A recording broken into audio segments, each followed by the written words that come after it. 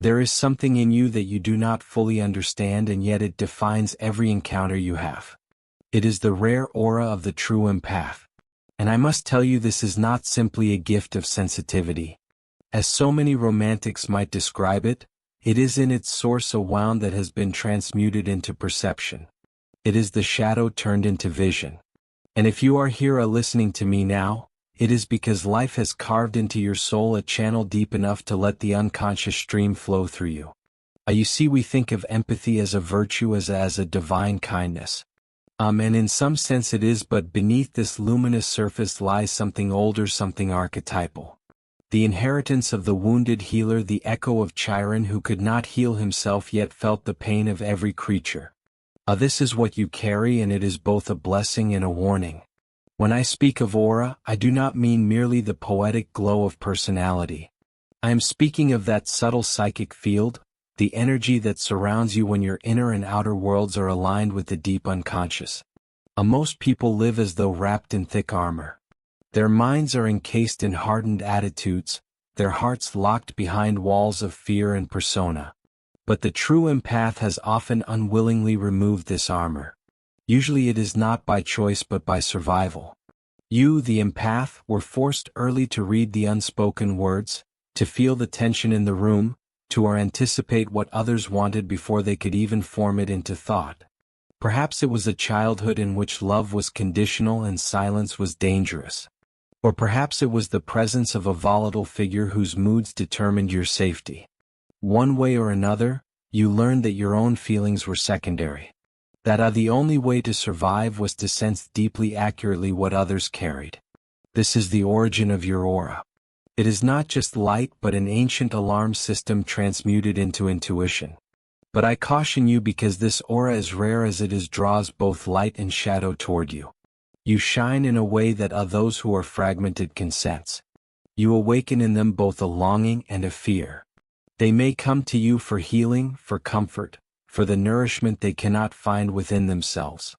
And if you are not careful, they will drink from your soul until you feel empty. You see, when you carry the archetype of the healer, you attract those who are not ready to heal themselves.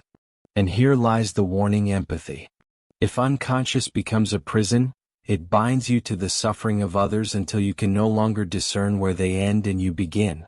The unconscious has a way of communicating through symbols, through dreams, through strange encounters that seem fated.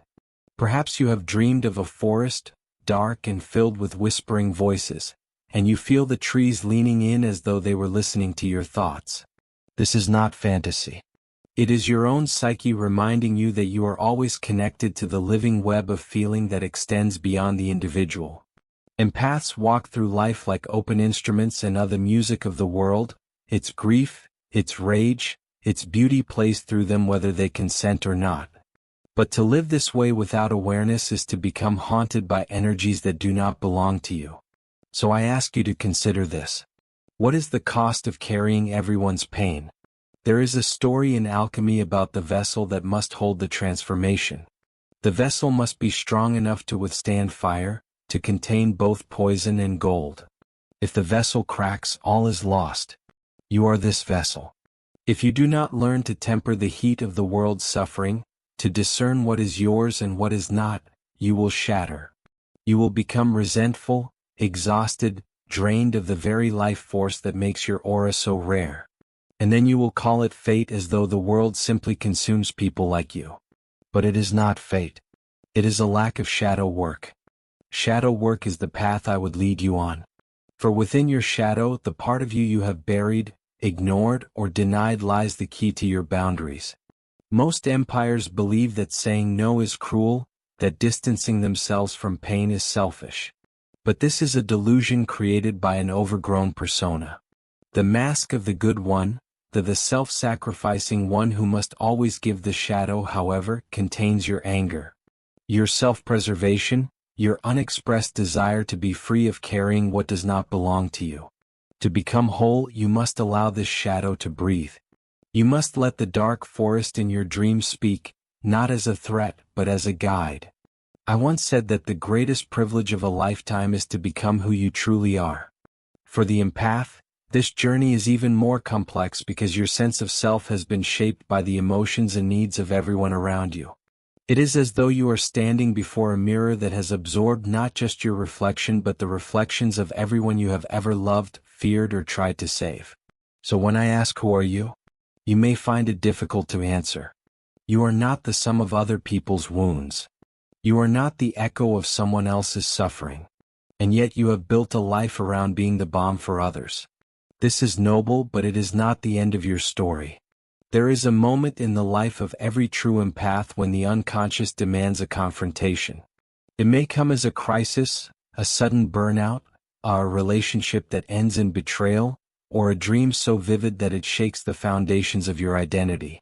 This is the psyche saying enough. It is time to reclaim your own energy. In this confrontation, you may feel as though you are abandoning those who depend on you. But understand, you cannot truly help anyone if you remain unconscious of your own boundaries. A healer who bleeds out while tending to others saves no one. You see, empathy is not meant to be awound forever. It is meant to evolve into wisdom. At first, empathy is raw. It is like an open nerve sensitive to every vibration.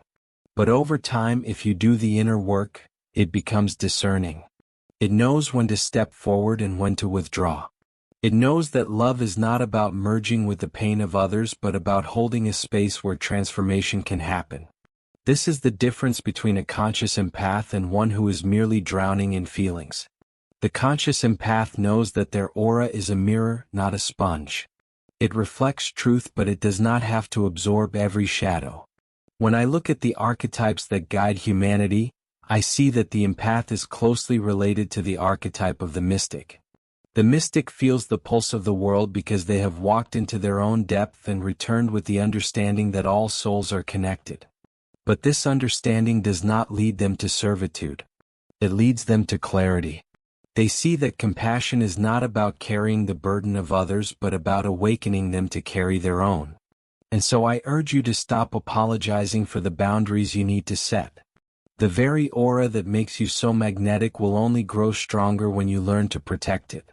There is another danger I must warn you of. And it is subtle.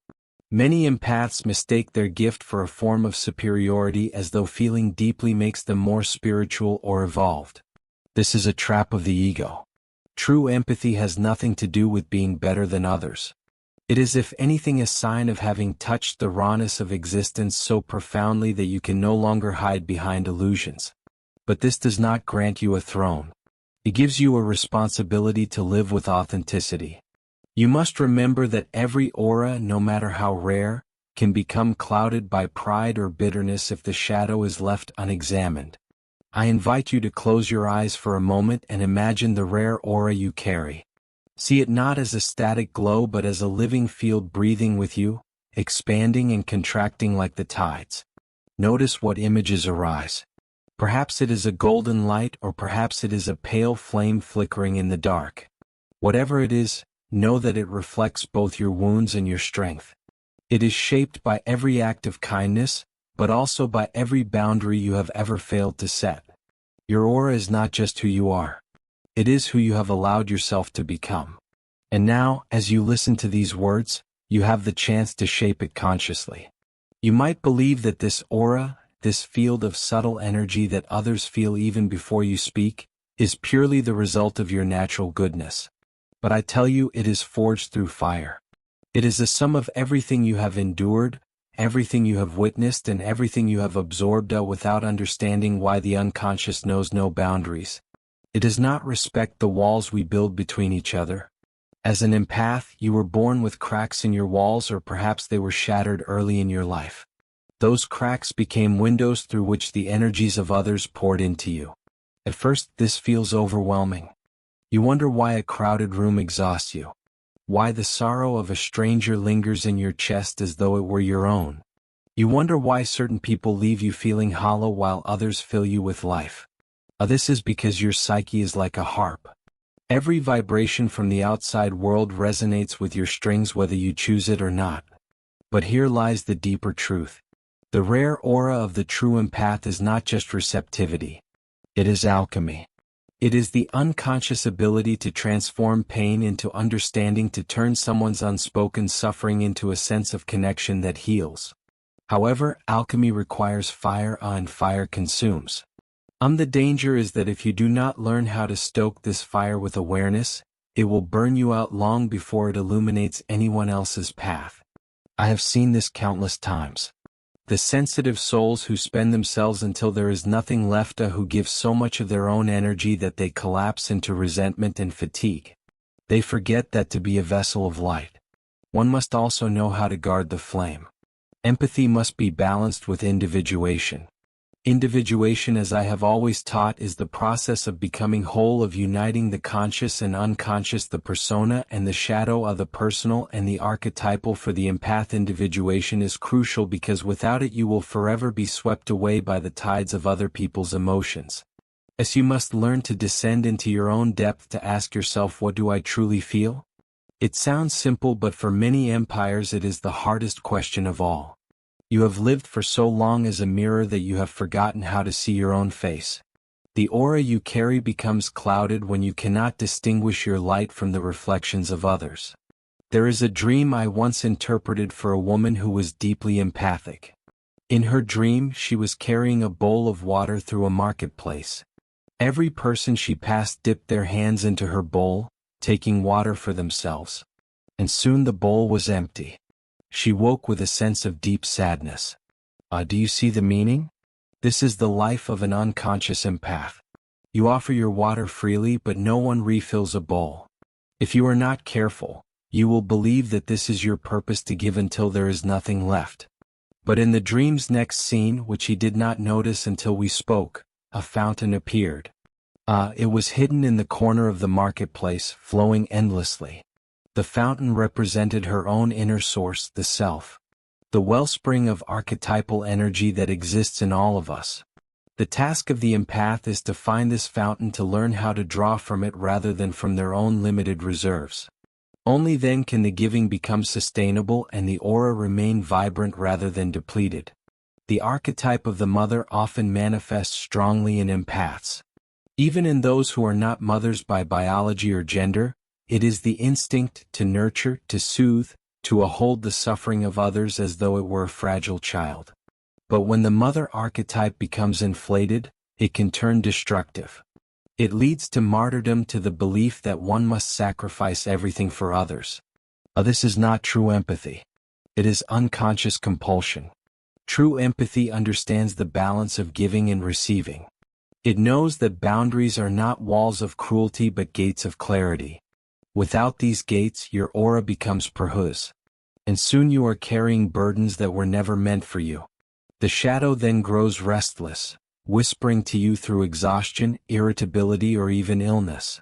The body begins to carry what the psyche refuses to release. I warn you too of the archetype of the victim.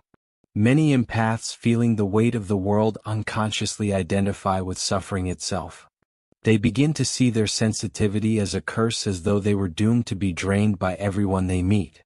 This is not the truth. It is a narrative created by the shadow to keep you from your power. The real power of the empire is not in absorbing pain but in transforming it. But to do this, you must first stop defining yourself by the wounds you carry. You must see that empathy is not about drowning in the collective unconscious, but about learning how to navigate its depths. Think of it like diving into the ocean. If you do not know how to swim, you will be swept under. But if you learn the same waters that once threatened to consume you will become your ally. The collective unconscious is filled with symbols that can guide you if you are willing to pay attention. Have you noticed the animals that appear in your dreams? The serpent, the deer, the owl. These are not random. They are messengers of your own psyche, revealing truths about how your empathy is being used or misused. The serpent, for example, may represent transformation, the shedding of old skin, the renewal of your boundaries. The deer might symbolize gentleness but also vulnerability, reminding you to protect your heart without hardening it.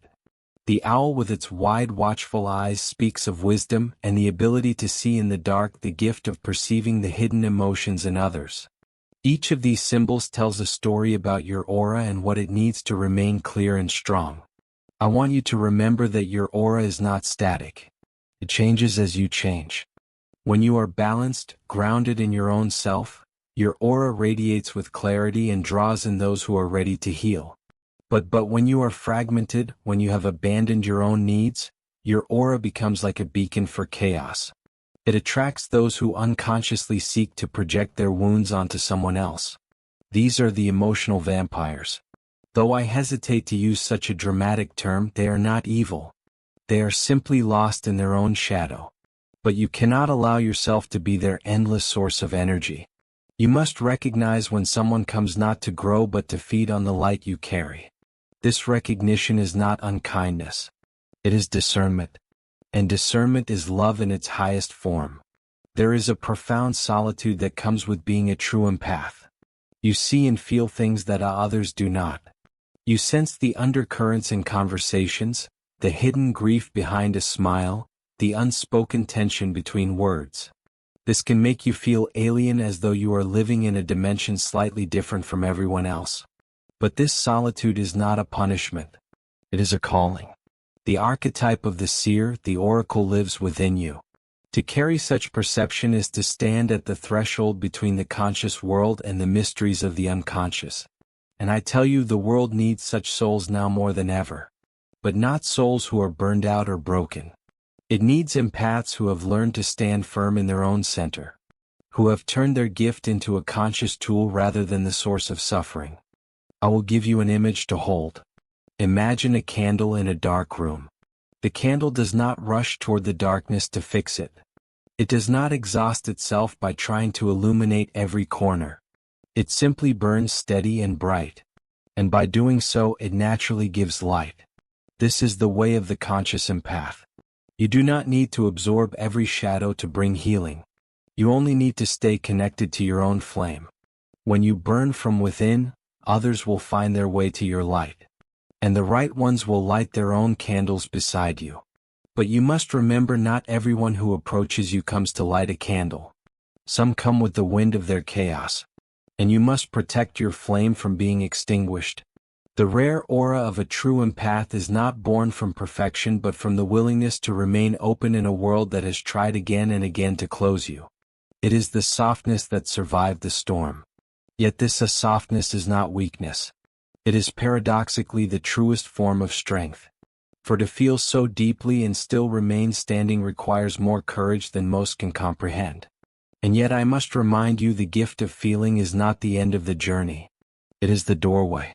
To stand in that doorway without moving forward is to remain forever overwhelmed by the tide of sensations and emotions, both yours and those of others. You must walk through it into the deeper chambers of your psyche, where empathy becomes not just a reflex, but a conscious act rooted in wisdom.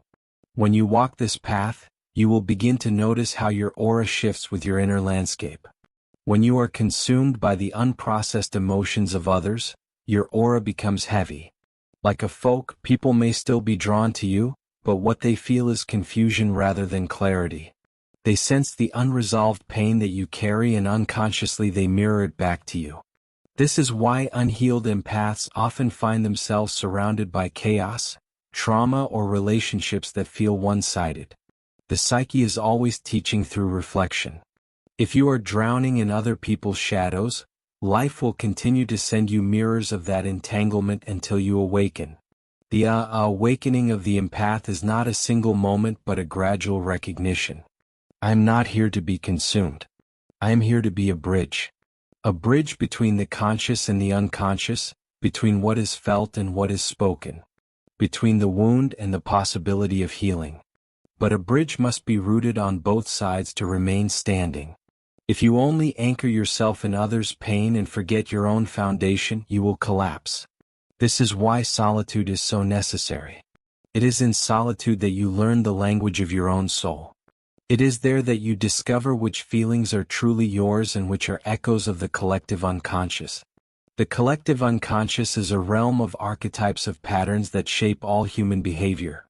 When you feel someone's sadness or rage or longing, you are not just sensing the individual. You are touching an ancient river that flows through all of humanity. This is why the feelings of others can seem so overwhelming. They are archetypal primal. But remember, you are not meant to carry the river. You are meant to learn how to let it flow through you without drowning. This is where symbols become your allies.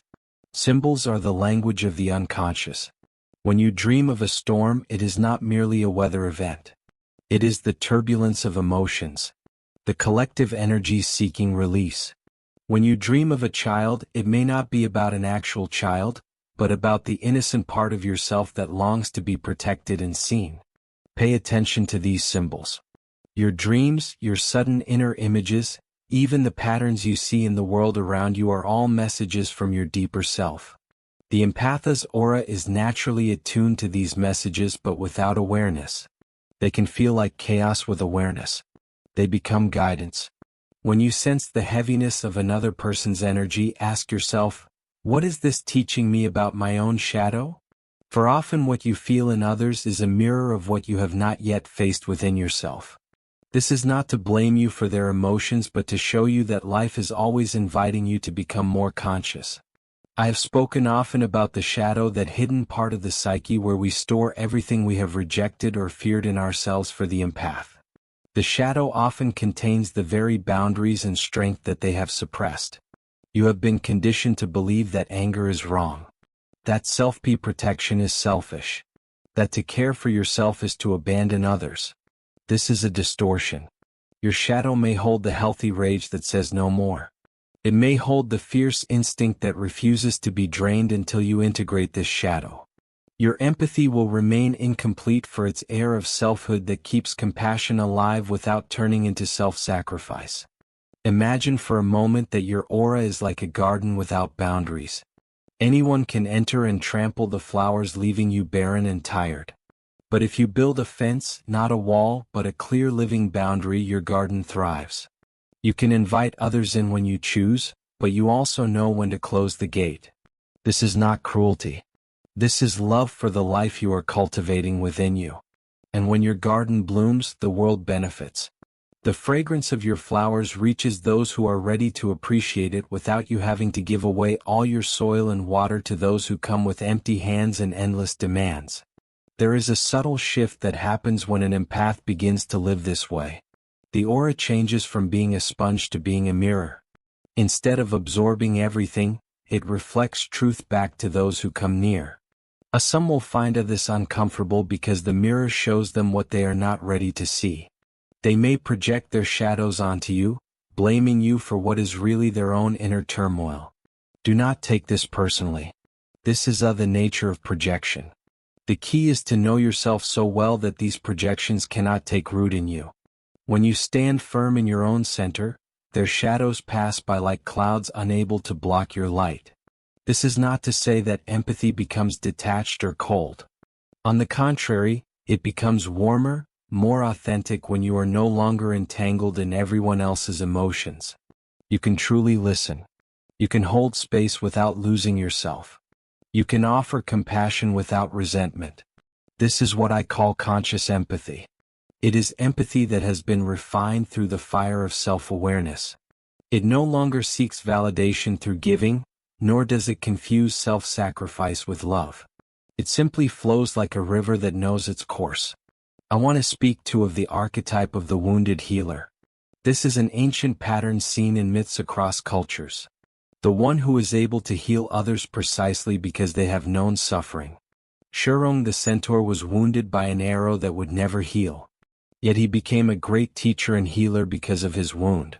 The empath carries this archetype often unknowingly. Your sensitivity is born of the wounds you have endured.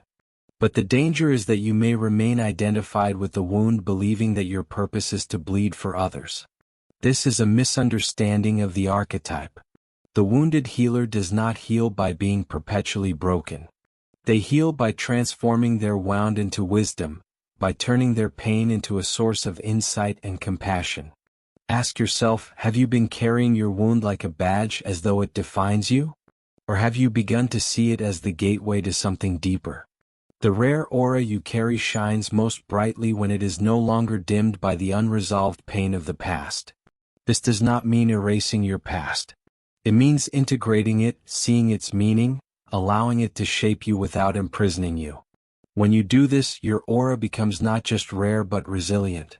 It no longer flickers in the presence of chaos. It becomes steady like a flame that cannot be extinguished. There is a profound power in this steadiness. People will feel it. They will be drawn to you not because you are endlessly available to their needs, but because your presence awakens something in them. They will sense that you have walked through fire and emerged whole. Some will seek to take this power for themselves. But you will recognize this now and guard your energy with discernment. Others will simply feel inspired as though being near you reminds them of their own capacity for light. This is the true purpose of your gift. Not to save everyone but to awaken them. There comes a time when the true empath must stop running from their own reflection. You have spent so much of your life gazing into the emotions of others, feeling their joy and sorrow as if it were your own, that you may have forgotten how to stand still and face yourself. But you cannot fully understand the aura you carry until you see its source. And its source is not outside of you. It is within in the quiet depths of your own unconscious where your true self waits like a hidden treasure buried beneath the layers of who you were told to be. Most people live at the surface of life, unaware of the archetypes shaping their every thought and action. But you as an empath are constantly pulled into the depths sensing what others cannot name. This is both your gift and your challenge. You have a natural connection to the collective unconscious. That vast ocean of symbols, instincts, and forgotten truths that belongs to all of humanity. When you feel someone's pain, you are not merely feeling them as an individual. You are touching a universal wound, a pattern that has existed since the dawn of time. That is why your empathy often feels so overwhelming. You are not just carrying one person's story but the resonance of countless stories layered into the fabric of your soul. And yet your task is not to drown in this ocean. It is to navigate it with the awareness of a dreamer who knows they are dreaming. When you dream at night, you encounter strange images, surreal landscapes, and symbolic figures. At first, they may seem random or chaotic, but if you look closely, they are speaking the language of your unconscious, showing you truths you cannot see in waking life. In the same way your empathic aura picks up on the dream of others, their unconscious signals, their unspoken fears and desires. To master your gift, you must learn to read these dreams without losing yourself in them. I will tell you something many will not. Your aura is not merely a passive field of energy. It is alive. You may wonder why you were given this gift. Why you were born with such sensitivity in a world that often feels harsh and unkind. I believe it is because the world needs people who can feel. We live in a time when many have become numb, disconnected from their own hearts. Your aura is a reminder of what it means to be fully alive, to be attuned to the subtle currents of the human soul. But you cannot offer this gift if you are exhausted. If you have allowed your sensitivity to turn into suffering, you must first learn to nurture yourself to protect your own light. Only then can you be a true beacon for others. Think of the mystics, the sages, the healers of old. They were not simply people who felt deeply.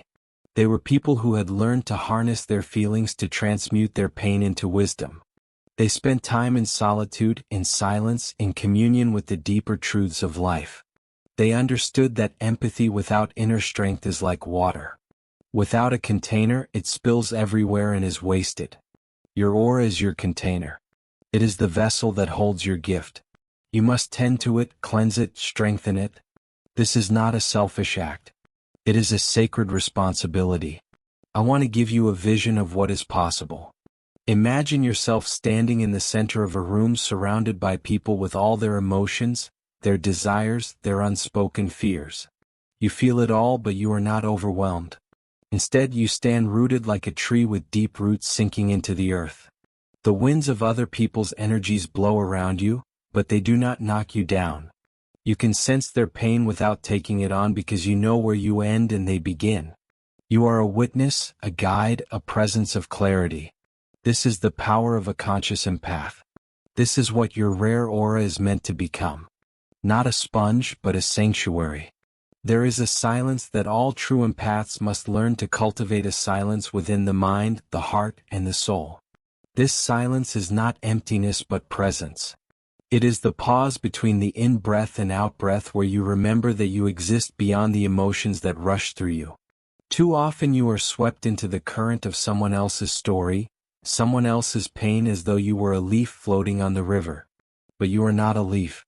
You are the riverbed itself, the still foundation beneath the water. And when you remember this, your aura begins to shine in a way that no longer wavers or fades.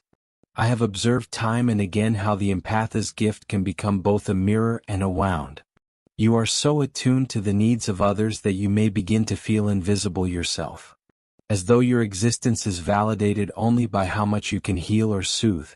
This illusion is dangerous because it places your value outside of you. Your rare aura does not come from your usefulness to others. It comes from the sheer fact of your being. It radiates not because you are endlessly giving but because you are rooted in authenticity. You must understand that the greatest act of empathy is not to lose yourself for someone else but to stand so fully in your truth that your very presence awakens others to their own. The psyche speaks through dreams and symbols, and I will often send empaths a warning when they are giving too much. Perhaps you have dreamed of being chased or of drowning or of carrying a heavy load that you cannot put down. These dreams are not random. They are messages from your unconscious telling you that you are bearing more than your soul can sustain. Listen to them.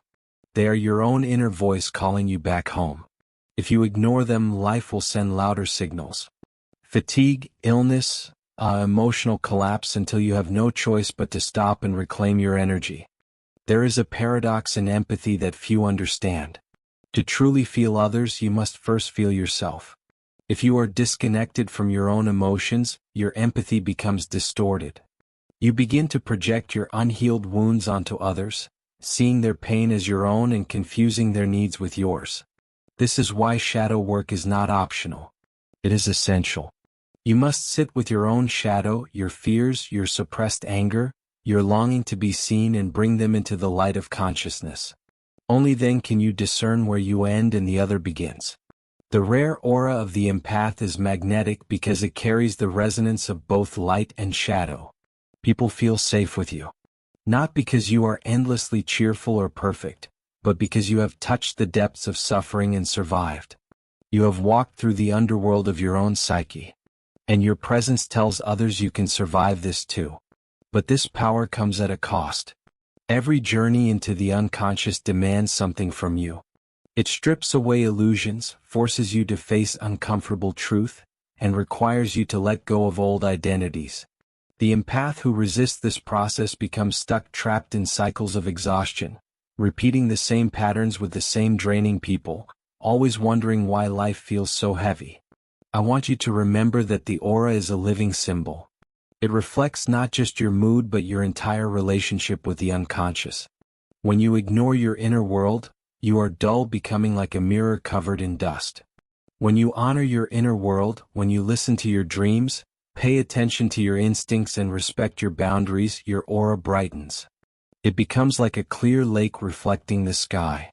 Others feel this clarity and are drawn to it, not to take from you, but to find their own reflection in your stillness. The world will always test you. There will always be those who sense your openness and mistake it for weakness. They will try to pull you into their storms, to make you responsible for their emotions. But you are not here to carry everyone's storm. You are here to remember that you are the sky, vast, unshaken, eternal. The clouds of others may pass through, but they do not define you. This understanding does not make you cold or distant. It makes you wise. It allows you to love without losing yourself, to care without collapsing under the weight of someone else's pain. Let me give you an image to hold. Imagine yourself as a lighthouse on the edge of a stormy sea. The waves crash, the wind howls, the ships are tossed in the dark. But the lighthouse does not run to save every ship. It stands firm, shining its light, guiding those who are ready to see. This is what your aura is meant to be. Not a residential square but a guide. Not a sponge but a beacon. The ships that wish to find the shore will follow your light. But it is not your task to sail into the storm on their behalf. Your task is to stay lit. The empath who understands this becomes unstoppable. You no longer waste your energy trying to fix what was never yours to fix. You no longer feel guilty for resting, for saying no, for choosing your own well-being. Instead, you begin to see that by protecting your energy, you are actually serving others more deeply. When you are whole, your very presence is healing. You do not need to speak or act. Your aura does the work. People feel calmer around you. Not because you have absorbed their pain, but because you have learned to stand in your own truth. In the end, the rare aura you carry is not just the reflection of your empathy. It is the reflection of your journey toward wholeness. Empathy is only the beginning. The true calling is integration, to unite all the parts of yourself. The light and the shadow, the wounded child and the wise adult, the giver and the receiver. When you do this, you become more than an empath. You become a living symbol of what it means to be fully human, open yet strong, compassionate yet discerning, vulnerable yet unbreakable. So I ask you now, what will you do with this rare aura? Will you continue to let it be drained by those who cannot yet see their own light? Or will you honor it, protect it, and let it shine as it was meant to, not as a sacrifice but as a gift? The choice is yours. But remember this, the world needs empaths who are awake. It needs those who have turned their sensitivity into wisdom, who can walk into the chaos of life without losing themselves. You are such a soul, or you would not be here listening, feeling these words in the quiet of your heart. And if you ever doubt your strength, look back at all you have survived. Look at the storms you have endured, the pain you have transmuted into understanding. That is your proof. Your aura is not rare because you have never been broken. It is rare because you have been broken. And yet you still choose to love, to feel, to see. This is the highest form of courage. And it is the essence of what it means to live a truly conscious life.